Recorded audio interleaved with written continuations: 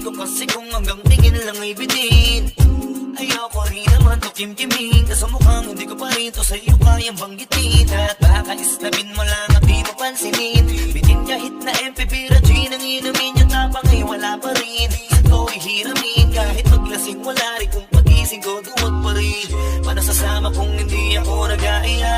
Paano tatama kung hindi ako tumataya? Minsan iniisip ko na wag na lang kaya, kaso yung isip ko ay nagbabago din maya-maya. At sobrang sa pag-asa, kulang sa kumpiyansa, kaya mukhang malabong magka-chansa. Gusto ko lang naman yung mag-ipopoy mo ba siya? Yun ang matagal ko ng pantasya. Matagal na kitang sinusundan, tinititigan na di maiwasan na ikaw ay titignan sa malayuan. At pinag-iisipan ko kung anong paraan para ikaw ay malapitan. Kaso malayo ang balitan.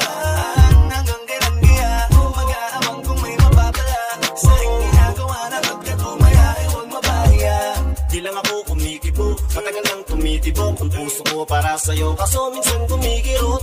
Di ko kasi masabi, di ako umaarte lang, di ko lang alam kung paano aatake. Kasi baka naman ako ay tablahin, kaya tinatak sa isip ko na wag nang tangkain. Panaginip ng lahat ng yun, ako ay tampalin para gising na ako tamang panahon na antayin ko na lamang. Kasi wala naman masama sa magtiyaga, kung para sa akin kaya di mag-aabang ako hanggang sa merong mapala. Kaso wala naman magaganap lang pag wala akong ginawa. Kaka baka mamuti lang ang mata pag nagantay ng himala.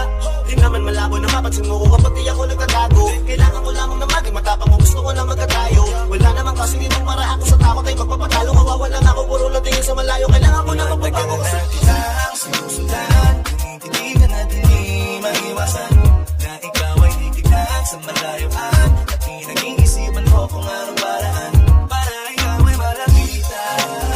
Kaso malayo ang pagitan. Hanggang kailan kaya mag-aamang kung may mapapala sa ring ginagawa na pagkat tumaya ay huwag mapahiya. Kahit tagal na di pala kung iisipin mo, kaso hindi ko pala to alam. Sinong sisisihin ko kundi sarili ko na lang isang takot na baka mapahiya lang. Toti man na kung ituring ay wala akong pakialam sa sasabihin ng mga hibang na wala pa kayo sa nararamdaman. Sana din iyo itong maramdaman na mahal kita na hindi mo alam.